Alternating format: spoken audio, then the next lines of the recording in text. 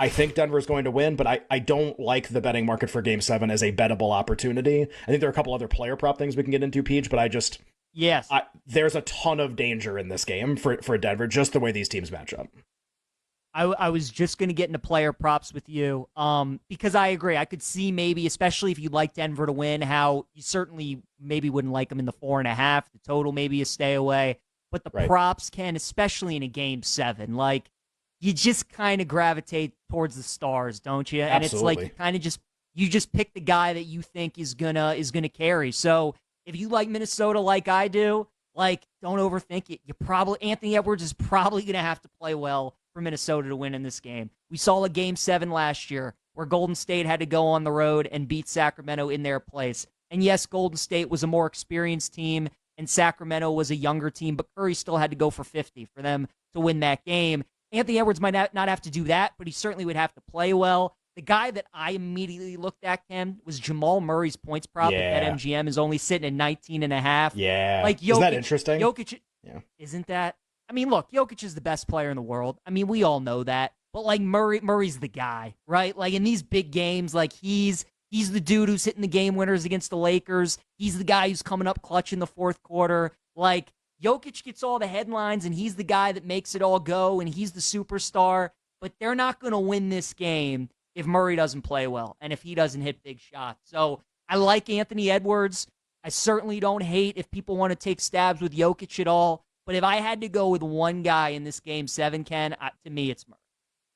Yeah, I don't blame you for thinking that. And he would certainly seem to be, it's like, well, as he goes, maybe the game goes. Because you feel like Right. Edwards is probably going to play at a certain level. Jokic is probably going to play at a certain level.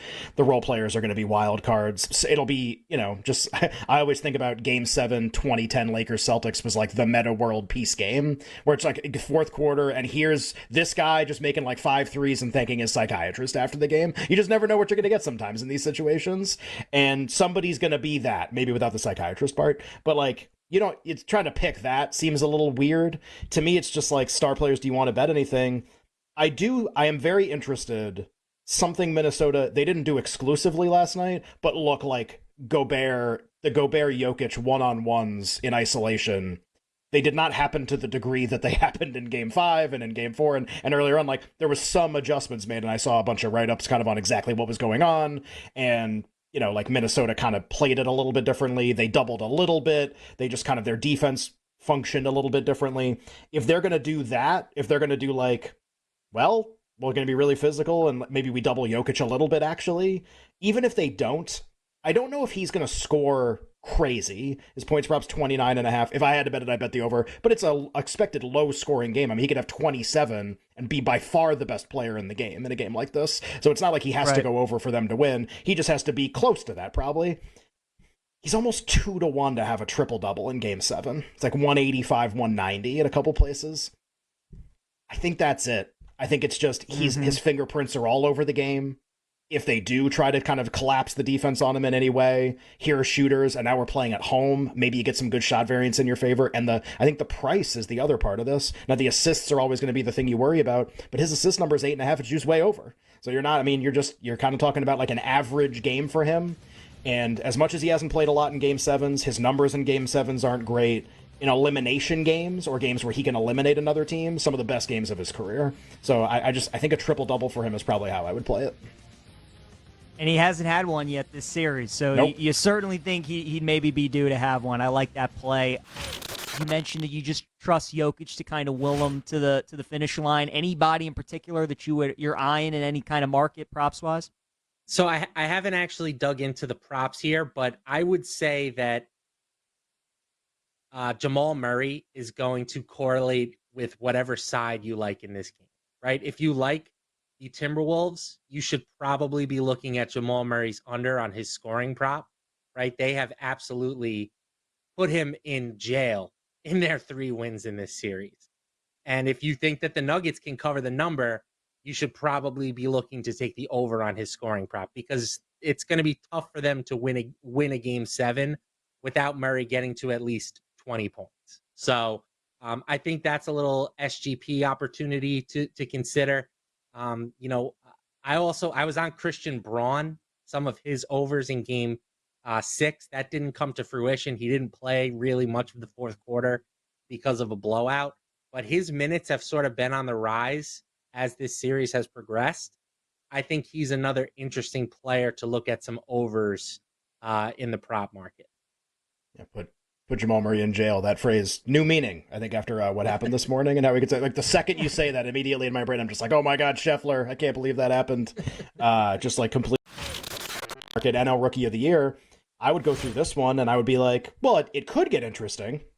And there are a couple players. There's a player who could get called up for the Nationals that Jake will probably talk about that could make this interesting, James Wood.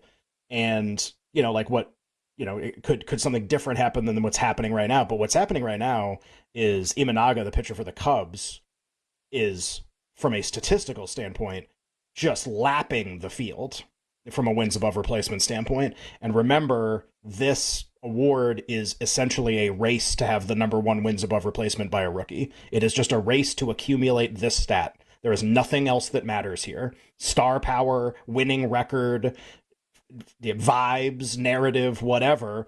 The winner is either number one or it's really close between a pitcher and a hitter, and the hitter's number two, and he wins anyway because the hitter always beats the pitcher when it's close. That's one of the rules here. So, just that's the way it goes. And so all you're kind of doing here, and we did this all last summer too, you're trying to project who you think is the most likely at the end of the year. As Skeens gets his 10th strikeout.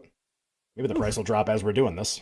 It'll be like that Trump press conference where the Dow Jones was like on the side of the screen during COVID. You remember that one? That was like a crazy moment. Yes. It's like, okay, I guess all of my stuff is worth much, much less than it was 4 minutes ago. That's really unfortunate. So Imanaga has just accumulated this insane amount of WAR already. You look at Mason Miller's the big favorite in the AL, not even remotely close. Imanaga, using Baseball Reference's WAR, is like a 2.5 win player already. Like, that's crazy. That's his second best pitcher in the league, not even rookie.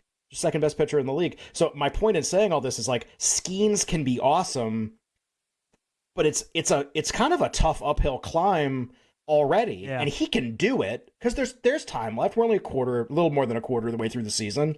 But there's a difference between, like, Mason Miller's a favorite and it's almost just like he's a favorite because of vibes. Well, look how hard he throws. No, like, Imanaga's a favorite because, like, he's actually ahead by a lot and gonna be tough to beat. And I think there are a couple other people that can beat him, but, like, I don't know what to do with Skeens here because I think he's going to have to do this a lot more for this to be competitive and compelling. That's the problem. Like, as awesome as this is, you need a lot more of these with what Imanaga is doing, or you need him to take a huge step backwards, or both. And it makes it tougher to bet into a market like this when you have, like, a favorite that's very deserving and playing extremely well and seems to be kind of bulletproof right now.